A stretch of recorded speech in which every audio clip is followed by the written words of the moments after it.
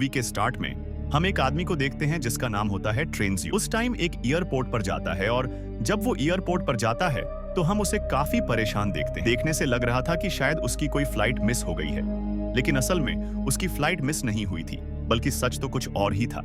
इसके बाद रिसेप्शन पर जाता है और वहां से पूछता है कि वेस्ट जाने वाली फ्लाइट कब निकलेगी।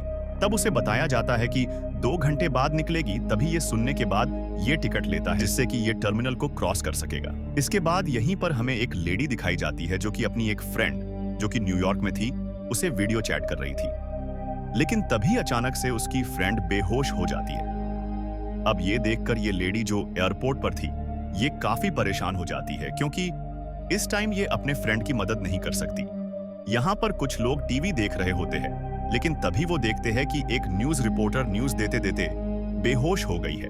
और सिर्फ वो ही नहीं, बल्कि बाहर और भी बहुत सारे ऐसे लोग हैं जो बेहोश होकर जमीन पर पड़े हों, लेकिन किसी को भी इसकी वजह नहीं पता। अब जो लोग ये न्यूज देख रहे थे उन्हें लग रहा था कि ये जरूर कोई ना कोई जोक है, क्योंकि इस तरह एकदम से लोग बेहोश कैसे हो सकते हैं। लेकिन ट्रेनजियो जानता है कि ये कोई जोक नहीं है, बल्कि ये एक सीरियस सिचुएशन है।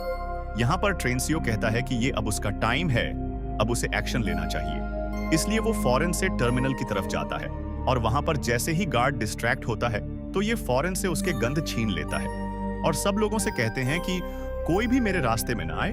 और इसके बाद ये फौरन से प्लेन की तरफ जाता है और वो फ्लाइट मॉस्को की तरफ जा रही थी और कुछ ही देर में इस फ्लाइट में उड़ना था।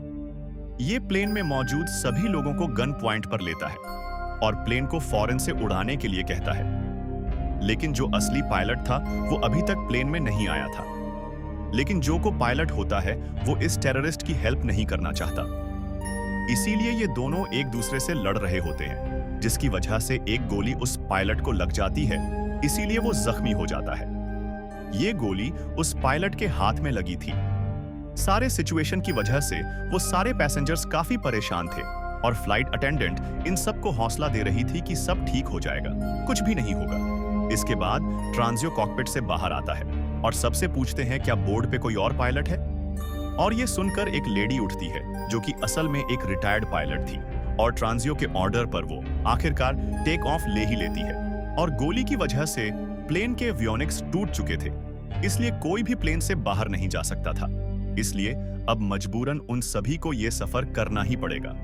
इसके बाद ये लोग रिटायर्ड पायलट यानी कि सिल्वी से पूछते हैं कि क्या वजह है कि इतने इमरजेंसी में टेक ऑफ करवा रहा है, जिस पे वो बताता है कि नेटो में मुझे ऑफिसर साइन किया गया था और मुझे कुछ ऐसी बातें पता है जो किसी और को नहीं पता। फिर जो बार बार पायलट जिद करते हैं, असली वजह पूछने पर तो वो बताता है कि असल में सनरेज डेडली हो चुकी है और अगले दिन के पर ही सूरज की रेस की वजह से सारे लोग मारे जाएंगे, यहाँ तक कि वो लोग भी जो कि घरों के अंदर होंगे।